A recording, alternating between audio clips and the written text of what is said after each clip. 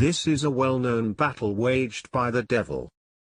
These tempting thoughts do not emanate out of you, or else you would not have been struggling against it. The devil is persistent and stubborn, and does not rest or despair. The more humans react against any of his temptations, the more he keeps trying. St. Peter says, "Resist him firm in your faith," 1 Peter 5-9.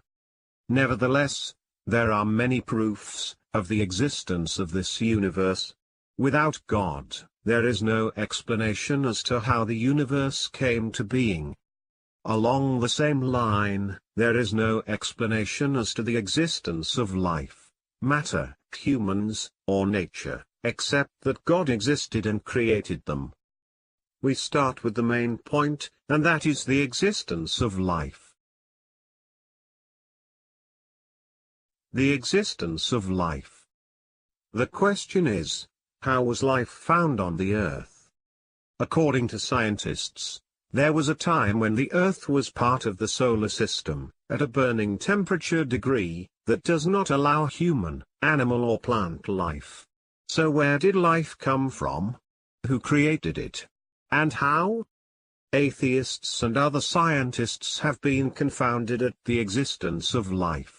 Here is not only meant the life of advanced mammals such as man, but even the life of a creature as small as an ant, or any insect that sets foot on the face of the earth. The existence of any one of those insects proves the existence of God. The existence of one living cell, of plasma, proves the existence of God, because there is no other interpretation. Life is a fairly new concept on Earth. Before, the Earth was a burning mass, where life was not possible.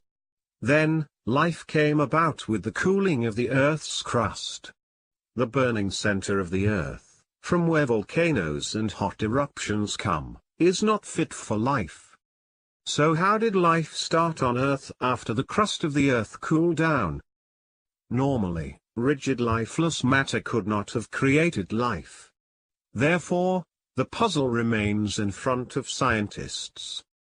The only solution is that God, in his supreme power, was the one who created life.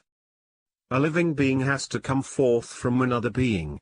And however the scientists tried to bring any of their imaginary hypotheses, they remain hypotheses, never achieving scientific status.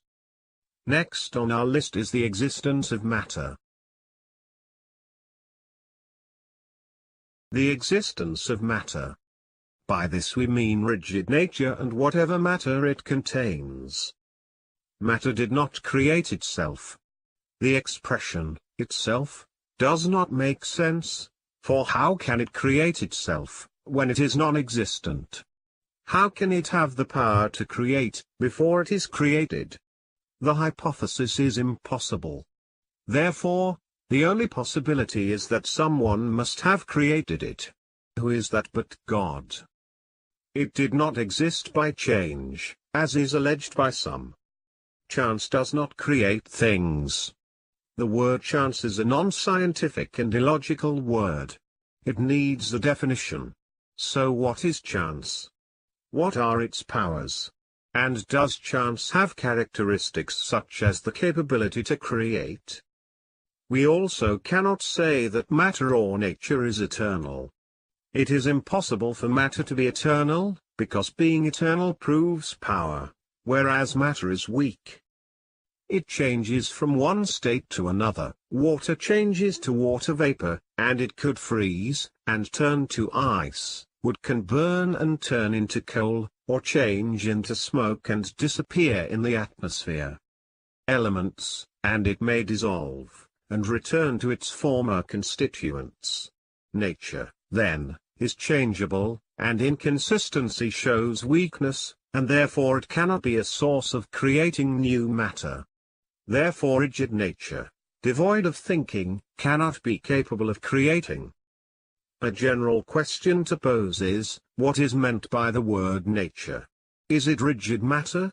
Is it the mountains, the rivers, the earth, and the atmosphere? If so, then it cannot create humans because the non-living cannot create something living, and the non-thinking cannot create the thinking being. So has human nature created man? This is not logical, because man did not have any nature capable of creating him before he came to existence. Or does the word nature tell of a huge power that is inconceivable? If so, then maybe this inconceivable power is God, and has been called nature by some. Then the difference would only be a matter of name-calling, and not of essence.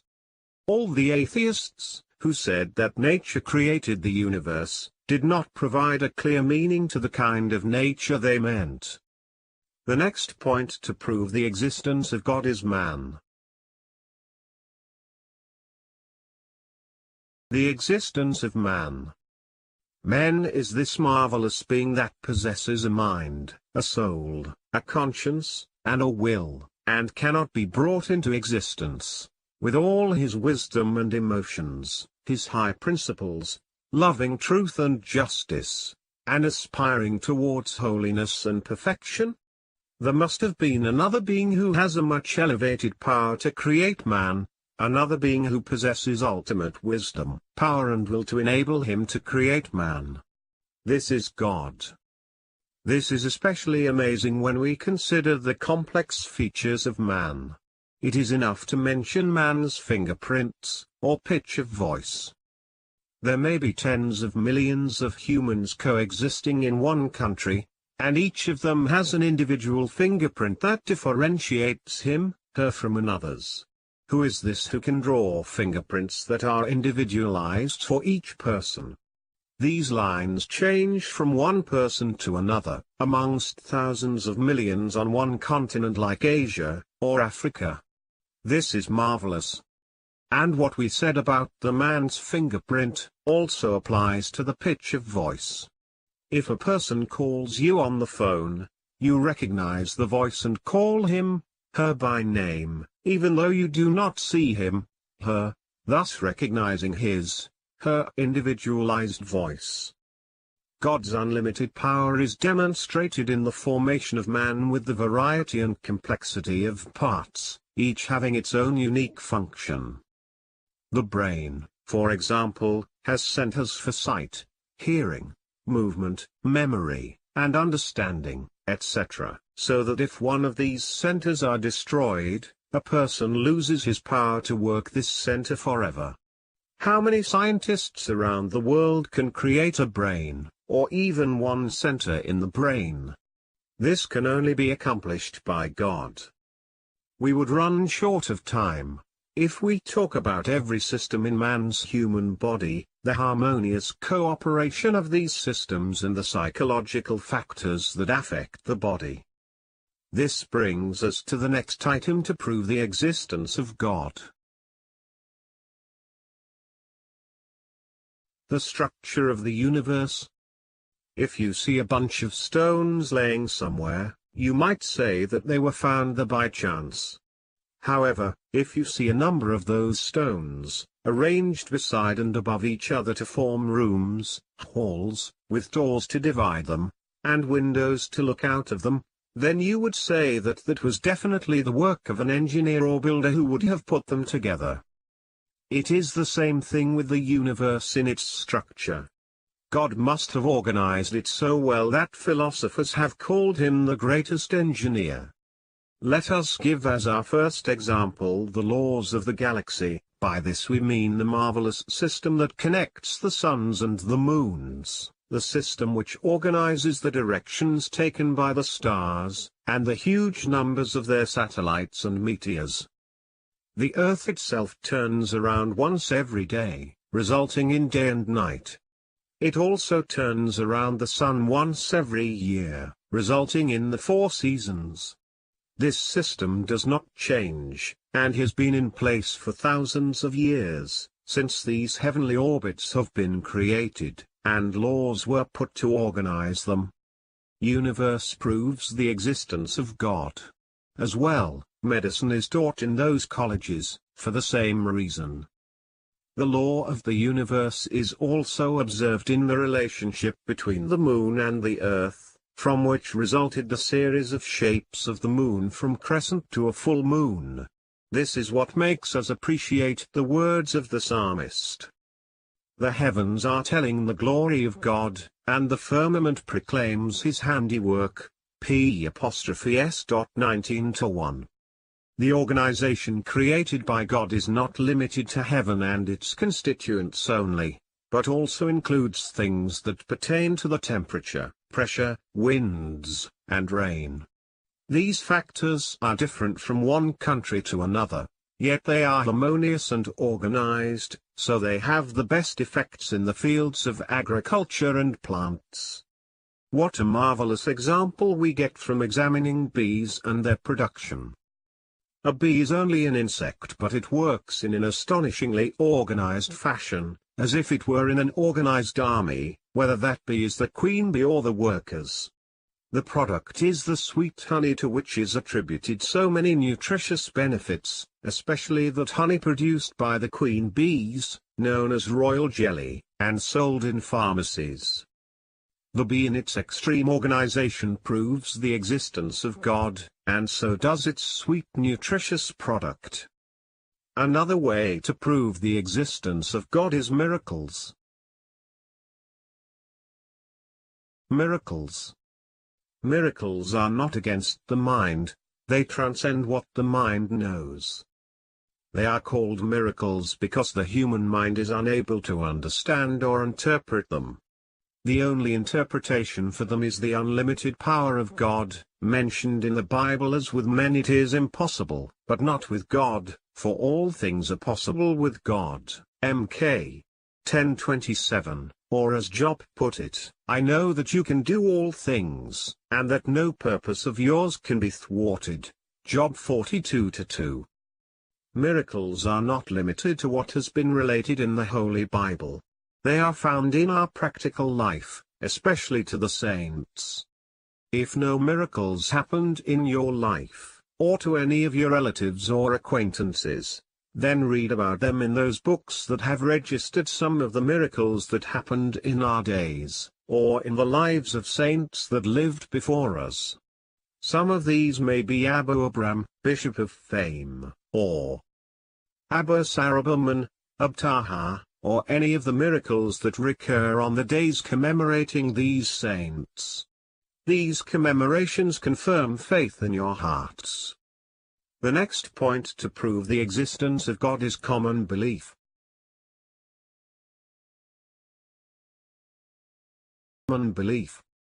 The belief that God exists is common among all nations, even to atheists. They have faith in the existence of godliness, but err in their knowledge of who is God. They have gone as far as to believe in the existence of many gods. Some of them believe in a God for every quality by which godliness is known. They even know that they need to offer prayer, sacrifices, and oblations to God. Belief in God is implanted even in children. If you talk to a child about God, he or she does not ask you who he is, and if you tell him, her not to do something or else God will be angry, he or she will not argue with you. A child's instincts tell him, her about the existence of God, and this faith does not waver in the child's heart or mind, except with doubts that come to him, her from outside factors. That could be in the form of temptation from the devil or someone's thoughts, when the child grows up and is old enough to start doubting. In fact, atheism has many reasons, not all religious. In communist countries, the reason for atheism is the faulty political upbringing, the pressure on the part of the government, as well as the fear on the part of the people. Once fear is removed, with the elimination of the political pressure, tens of millions in Russia, Romania, Poland and other countries accepted the faith, or they professed the faith that they would not allege earlier out of fear of their governments. Another kind of atheism in Marxism. This has been described by some authors as refusing God but not denying the existence of God. economic problems and the poverty of which many people suffer, in contrast with the life of luxury and lavishness, has convinced those atheists that God lives in an ivory tower, not caring for the suffering of the poor, toiling class. Therefore, they refused God, and called religion the opiate of the masses, in an attempt to anesthetize them, so that they do no feel the misery in their lives. Another kind of atheism is that of existentialists who want to wallow in the enjoyment of their sinful desires forbidden to them by God. They state that it is better that God does not exist, so that we may exist. By this they mean that the only way they can exist is satisfying their sinful passions. They even made fun of our Lord's Prayer by saying, "Our Father who is in heaven." Yes, may he remain in heaven, and leave the earth to us. Thus it is a belief that is not built on solid grounds, but on running after their own cravings. Finally, I would like to tell you this story. One day a believer and an atheist met. The atheist told the believer, "How would you feel if, after death, you discovered that there is no heaven or hell, no reward or punishment, after you have spent your life in prayer, fasting and abstinence in vain?" The believer answered, "I will lose nothing, because I find pleasure in spiritual life." "But how would you feel if, after death, you discovered that there is a reward and punishment, heaven and hell?" As for you, my beloved son, may God confirm your faith.